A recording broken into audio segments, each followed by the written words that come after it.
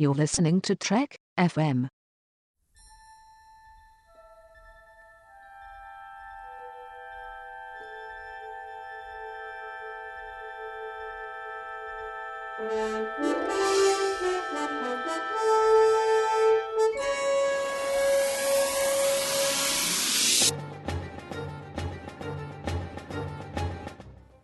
Hello, welcome to another episode of From There to Here, Trek FM's 50th anniversary rewatch of Star Trek, in which we look at all 729 episodes from beginning to end. Today's episode, we're going to be discussing Voyager, Memorial, as well as Tsunkatse. Is that right? I pronounce it Tsunkatse. Tsunkatse, there you go. But that then makes sense. After 6 vodka tonics, you can say it any way you like. I'm your host, Richard Marquez, and as you heard, Tony is with me. How you doing, Tony? I'm doing great. All right, so our first episode is Memorial Season 6, Episode 14 of Voyager.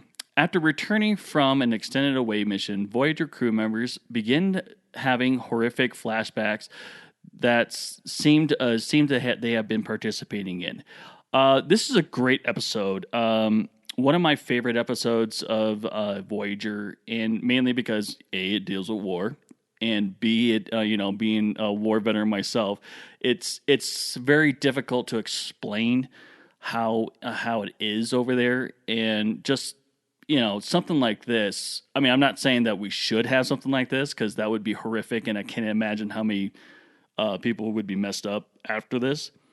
But definitely, it would be like in this case with this episode. It's about the massacre. The massacre of several civilians in a combat zone, and it was basically a cover up. And it's and basically each one of the Voyager crew members. It was Chakotay, Paris, Kim, as well as Neelix, all experienced that. They thought they were a part of it, and it's just it was a different point of view from each end. So it's very horrific if you I'm sure if you've never experienced something like that, and then all of a sudden they just start coming up. What do you think, Tony? Yeah, well, I thought it was a very interesting episode from the war battle point of view. Something horrific happened in the history of this people, and they want everyone to know about it. And how they've gone about letting everyone know about it is they've created some kind of a device that beams the memory of the battle into your head. The problem is that it goes so far inside your head, it makes you feel as if you're the guy or the lady who pulled the trigger and killed all these people. But they're doing it with the best will in the world to say, something horrible happened here, and we never want it to happen again. And this is a warning to everybody else, not to get involved in skirmishes of this kind if you possibly can. But mostly it's just to remember the people who died.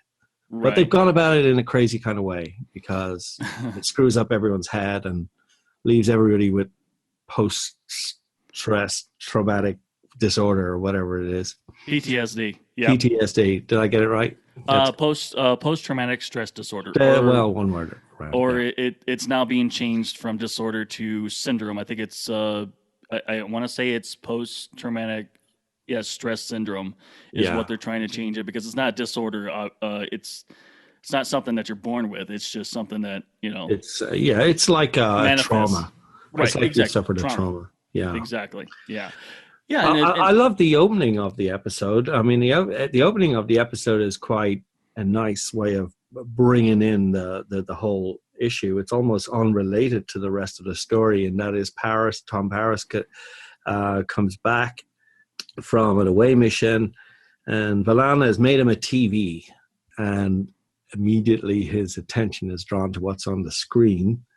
And she starts thinking that she's done the wrong thing, and he's just like a typical male with his beer, his popcorn, his football, his cartoons, and his whatever, and his TV. Right. So yeah. I kind of like that, but how that related to the rest of the story, I have absolutely no idea. But it was one way of getting the story off the ground, I guess. Well, and it is a great segue to get into. I mean, because he was as you said, he was just watching through the channels and basically turning into a vegetable, a TV or couch potato, or even a TV zombie or whatever you want to call it. And then of course he slips. He's channel surfing and finds this. What was it? Some kind of detective or even a cop show? It was actually Elliot Ness. It was actually the Untouchables. It was. Was it? Yeah, it was a early '60s black and white TV show based on the life of Elliot Ness. Right, and in PTSS, it's all about trigger points. And especially when it comes to like traumatic such as war, and you see something like an old TV show that features someone shooting at someone, and of course it's going to probably trigger you. So, well, I mean, another trigger point that happened was that Kim was in that corridor or in the Jeffries tube, and how he found those two civilians, and I guess, or at least the person that he's thinking he is. It murdered those two civilians because he was crawling underneath a cavern or something like that. I mean, it's all about trigger points, obviously. So, yeah. Yeah, there was a lot of great acting in this show as well. I think the actors got a chance to demonstrate some of the range that they could possibly do, and instead of the usual, put it on the main viewer or aft thrusters to full or whatever the hell that they say. They got a chance to actually use some, good dialogue and act a range. Tom Paris at one point lets out a scream to B'Elanna, who has to take it and trying to understand that he's going through some stress. And Harry Kim is freaking out like crazy, and giving a very realistic performance that he actually did either suffer from some sort of claustrophobic situation. Neelix is paranoid as and he gives a great performance too. I think all the actors really did a great job expressing fear, anxiety, and whatever. So it came together in that respect for me. I have one question. There's nobody left on the planet. Who put up the beacon? That's a good question. I mean, very well could be. Thinking on it. I mean, it's not like there was a huge. It's not like it was in the middle of a city square or anything like that. Maybe they all got wiped out, and someone from another planet thought that this would be a good idea. Yeah, I think the moral question is, as Janeway discovered at the end, do you prevent people finding out about the history of the planet in the way that these original people intended, or do you just let it continue and the next group of visitors who happen to be passing by will experience the same thing? And who's to decide what way this story should unfold for future visitors? I agree, because I was actually thinking about that before we were doing this. That what kind of situation would you want to have? I mean, let's say that it was done here, and let's say we could do that kind of technology. I mean, but in a sense, force those memories on people, which actually wouldn't be a good idea. But I don't think so.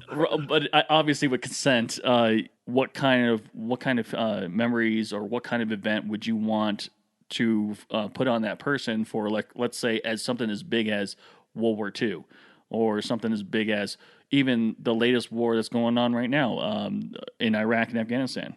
Well, I mean, if you're the kind of person who's sensitive to imagery, then you just watch some of the Holocaust movies that show you people suffering in concentration camps, and you look at all sorts of movies that aren't too pleasant to watch from Vietnam and recent stuff. You absorb those images, and perhaps you do go, when you go to bed that night, you have bad dreams and it disturbs you. I think the whole idea is that war is not such a good thing, and it's meant to disturb you. But the methodology by which they went about delivering that message is a bit extreme, in the sense that you get to act out the part of the bad guys or the good guys. depending on your point of view. Sort of like a video, or at least the 24th century version of a video game. Yeah, it's an extreme virtual reality. Yeah, I could only imagine how graphic it can get in the 24th century. Yeah. Jeez. So, what do we do? Give it a thumbs up or a thumbs down? I'm not sure. Yeah, I mean, it's one of my favorites. I definitely thumb up. Yeah, Yeah, definitely. thumb up. It was a good story. All right, so let's move on to the next one. Okay, I'm gonna butcher this name again. So here we go. So we're looking at season 6, episode 15. Tsunkatse, 7 of 9, is kidnapped by an opportunistic ringmaster who forces her to participate in a blood sport. Basically, for me, this is the Rock episode because obviously the big villain in this guy. Well, I don't want to say big villain because really it was that Hirogen that. I mean, they're so sneaky. 7 of 9 is trapped and has to fight, and eventually discover that she has to fight to the death in order to survive. If she doesn't kill her opponent will kill her. It's that simple. And the Hirogen guy trains her to the best of his ability, and she. So we think. Or so we think, yeah. And she learns all the moves and everything. He tells her all the moves and what she can do and how she can be more effective as a warrior. And then comes the rub. She discovers that he's really developing her weaknesses, or he's really learning her weaknesses so that he can overcome her. She doesn't realize that she's going to go into battle against him until the last moment. But before she goes into battle with him, she has an opponent, and that opponent happens to be The Rock. I think, would this be his first time on TV? He's making a break from the World Wrestling Federation to TV acting. Yeah, it was definitely one of his very first ones that he definitely grew into into his acting career, and he didn't have. I don't think he had any lines, did he? Except for performing? No, I don't think so. He just walked in, looked around, looked mean, and then saw 7 of 9 and said, "Right, you're not having a piece of me. You're dead." He learned to his cost, I think. I wonder if that's the same look he gives to everyone that when he gets into the ring, like just I'm gonna destroy you. They usually only have one look, and that's the look. So. The look of death. Yeah. But it was a great episode, but it also had this good moral dilemma, maybe for the episode or just maybe for the story itself. But the point really was, do we allow 7 to actually end up killing her opponent?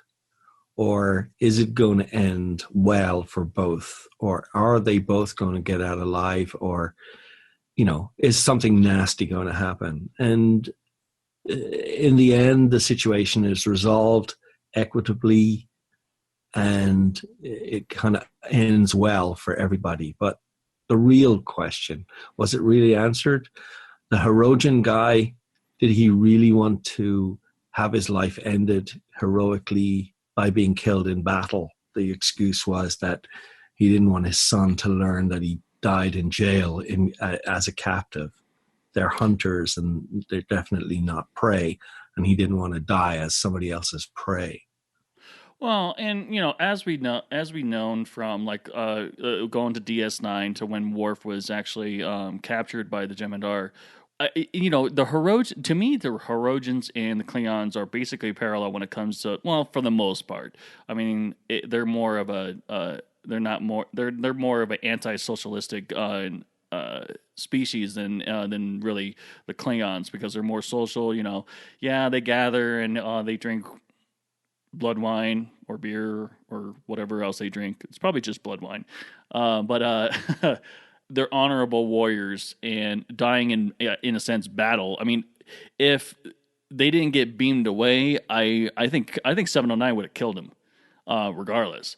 You'd be like, nope, I'm getting out of here alive. Sorry. I mean, what else are you going to do? Stall? I mean, it's not like they knew Voyager was basically right outside the ship and trying to get them.